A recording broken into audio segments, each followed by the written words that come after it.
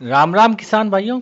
किसान वाणी जैसलमेर की टीम आज पहुंची है सांगड़ गांव में। सांगड़ गांव अपने फतेहगढ़ के पास है और बहुत ही प्यारो गांव है। और आज देखो ई टाइम सावन को महीनों चाल रहा है, लगभग हर जगह बरखा को भी है दौर चाल रहा है।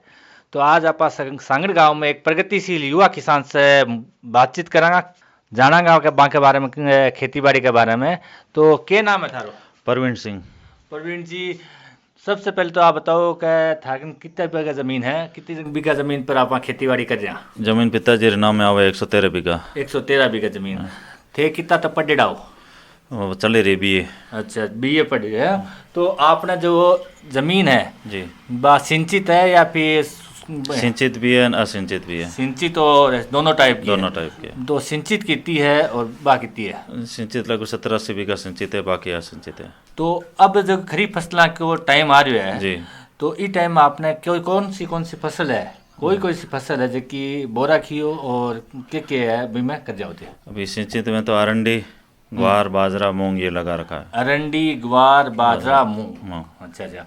तो जो खरीफ फसल की तैयारी करा आप निराई गुड़ाई करा, तो अब आपने खेत में दिखने लग रहा है कि कई कई किसान है वो फसल बो चुके हैं और कई को चाल रही है तैयारी। तो आप क्या तैयार कर रहे हैं फसलों में? पहले खेत क्या तैयार करो? खेत तो पहले तवी देनी पड़े। हाँ, तवी दे फिर बाद में अगर हर फसल रो अलग सिस्टम हुए। अरंडी लगाओ तो अरंडी में पहले अभी डीएपी यूरिया कहीं देने जरूरत रहे को नहीं, सिर्फ बिजाई की और तवी दिन तवी बानो अरंडी बिजाई कर दो। और अरंडी जब टम 1-2 फुट हाइट में आवे उनके बाद वो डीएपी देनी पड़े कल्टी में। तो बाकी अगर मूंग, बाजरी, ग्वार है तो अपने यहाँ ज़्यादातर लोग किसान डीएपी दे को नहीं, सिर्फ कल्टी लगाए सीधी बिजाई करे। हाँ। तो बात पहले आप अरंडी की कर लिया जी। है। तो अरंडी कितने बीघा पर अरंडी बो रखी होती है? अरंडी इस बार ज़्यादा लगे 13 हेक्टर में। 13 हेक्टेयर में। और जो बाजरो है जो को बाजरे 1-2 हेक्टर में।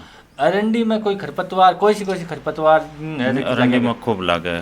तो भी जो जितनी ज़्यादा बरसात होगी उतनी ज़्यादा इस खरपतवार होगी। तो भी खरपतवार न खत्म करने खातर सिर्फ निराई गुड़ाई करो या फिर कोई दवाई भी? दवाई भी आवे मगर ज़्यादातर निराई गुडी हाँ हो जावे। ज़्यादातर निराई गुड़ाई हो जाए।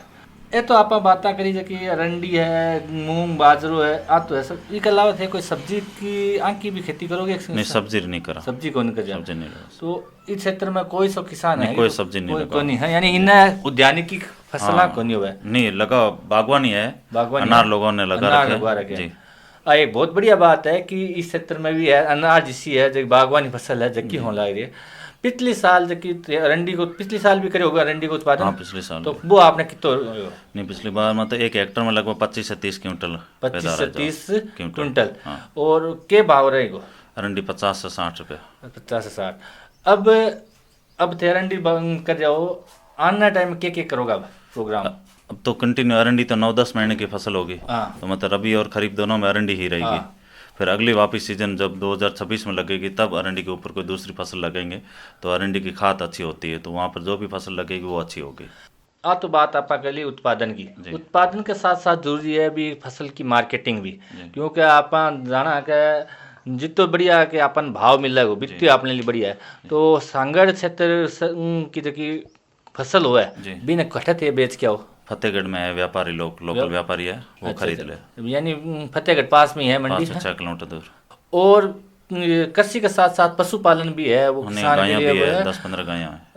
कोई सी नस्ल की गाय है? थार पारकर है बा, इस क्षेत्र में बहुत ज्यादा प्रसिद्ध है। और तो थार पारकर कितनी गाय है आपने? 10-15 गायें। 10-15 गाय हैं। तो दूध भी खूब होता है, इतने दूध को आपने? अभी तो 3-4 ब्याई हुई है। हाँ। बाकी ब्याई हुई तो वहाँ को घर का घर के लिए ज्यादातर यहाँ सभी के घर के लिए। तो देखो किसान भाइयों, कितनी बढ़िया बात बताइए कि किसान है वो कृषि भी कर रहे हैं, अरंडी, बाजरा, मूंग की खेती के साथ साथ है वो पशुपालन भी कर रहे हैं। एक प्रकार से हम इसको कह सकते हैं मिक्स्ड फार्मिंग का जो कंसेप्ट है सांगड़ गांव है उसमें बहुत ही अच्छे तरीके से है वो संचालित किया जा रहा है। उम्मीद करते हैं कि जिस प्रकार से ये मेहनत कर रहे हैं उसी अनुरूप उनको क्या है कि उत्पादन भी मिलेगा। आकाशवाणी की टीम से जुड़ने के लिए आपका बहुत बहुत धन्यवाद। जी, धन्यवाद बहुत बहुत।